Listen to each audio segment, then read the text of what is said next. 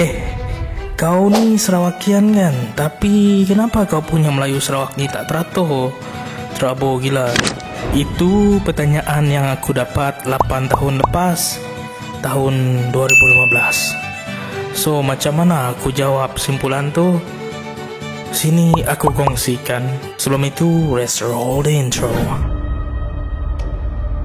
Hai, welcome back to Wen Ramon Channel. Dan ini adalah kongsi gila lah.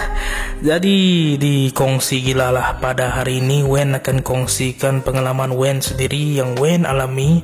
Dan disclaimer, ini tiada sangkut paut ataupun ingin mencela ataupun memburukkan mana-mana pihak. Tidak, ini adalah pengalaman Wen. Ini yang Wen alami sendiri, bertujuan untuk menghiburkan dan sekadar kongsian. Nah, jom kita mulakan cerita ini. Jadi Wen tahu banyak orang yang born and raised sebagai seorang Serawakian tetapi tidak pandai untuk bercakap dalam bahasa Melayu Sarawak. Wen sedar sebab Wen sendiri pun salah seorang daripada itu. Tapi kini tu Wen dah okey lah, tapi siklah smooth gila. Masih dapat di reply, masih dapat difaham orang lain juga. Dan sebelum kita dive in lebih dalam kepada penceritaan Wen ini, suka Wen kongsikan di sini peta Sarawak. Di dalam Sarawak ini terdapat 12 bahagian. Dan setiap 12 bahagian itu telah pun dibahagikan 2 ke 4 buah daerah. Jadi Wen akan spesifikkan penceritaan Wen kepada bahagian Kuching dan juga bahagian Serikei. Serikei ni kita pecahkan lagi kepada daerah Wen tinggal, iaitu di Julau. Ya, keep in mind sebab Wen akan selalu sebut ini, iaitu di Julau.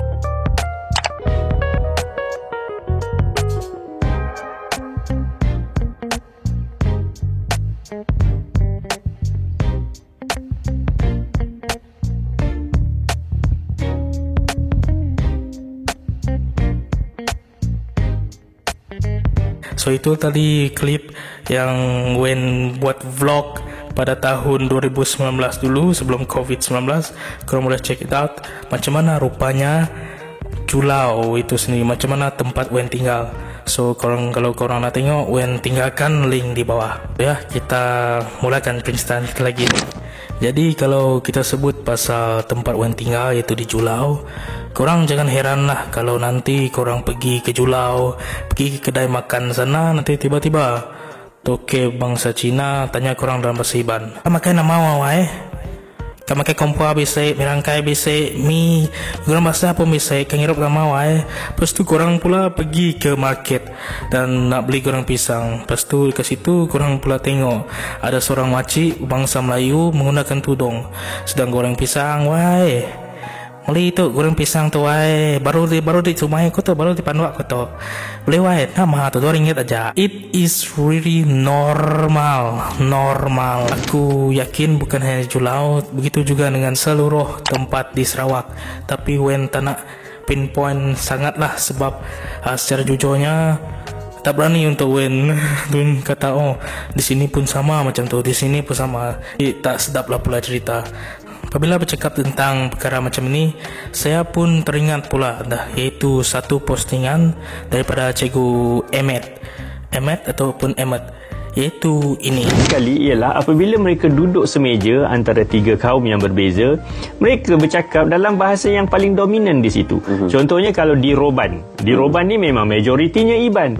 Yang berkopiah putih Melayu, Cina dan orang Iban kalau duduk bercerita tentang harga lada, cerita tentang ikan dan sebagainya, semua menggunakan bahasa Iban kan. Kalau bercakap nama berita Nuan, mana kan. Jadi rindu hati aku laban dapat bertemu kau Nuan. Jadi bila mereka bercakap macam tu, kita dapat rasakan inilah satu keunikan di Sarawak ni kan. Mengapa hal ini berlaku? Yang disebabkan adalah dominannya sesebuah bahasa di sesebuah tempat itu. Kalau di Julau, bahasa yang sangat dominan adalah bahasa Iban. Jadi mau tak mau, orang yang bukan berbangsa Iban macam bangsa Melayu, orang Cina, Bidayo, mereka kena adapt lah dengan situasi macam tu. Apabila kita tahu untuk bertutur dan bercerita, berdiskusi dalam bahasa orang di sana, ianya akan membuatkan diskusi menjadi lebih menarik, lebih teratur, segala urusan, hal ehwal dan persefahaman lebih senang untuk dibentuk. Dan pendedahan kepada bahasa Melayu Sarawak di tempat Wen tinggal sangatlah terhad. Jadi itulah apa yang Wen apply 8 tahun lepas, iaitu beradaptasi dengan bahasa yang dominan di sesebuah tempat. Apabila Wen melanjutkan pelajaran ke UiTM di sini, Wen tahu yang bahasa dominan di sini adalah bahasa Melayu Sarawak. Walaupun Wen tahu yang tidak semua, tapi mostly urusan apabila kita bercakap dengan orang, it is really important. Sebab apabila kita tahu sesebuah bahasa itu, networking dan juga connection akan mudah untuk kita capai. Jadi for the first semester it's kinda hard lah untuk Wen beradaptasi, untuk Wen bertutur dalam bahasa Melayu Sarawak. For the first semester Wen dengar dan faham dulu. Dan di situ tadilah Wen cuba tulis perkataan Melayu Sarawak ini. Dia punya AI di belakang tu ditukar kepada EI, kedai jadi kedai. Lepas itu Wen pun belajarlah perkataan sinun, sito, sia, kame, kita, kau. Kalau kame ni dia lebih lembut lah, orang sana katakan. Kalau kau ni, kau macam bercakap dengan kawan lah macam tu. And lepas tu after the second semester, aku pun gain my confidence untuk replying back in bahasa Melayu Sarawak, which is I feel really cool lah aku ni boleh berbahasa Melayu Sarawak ni.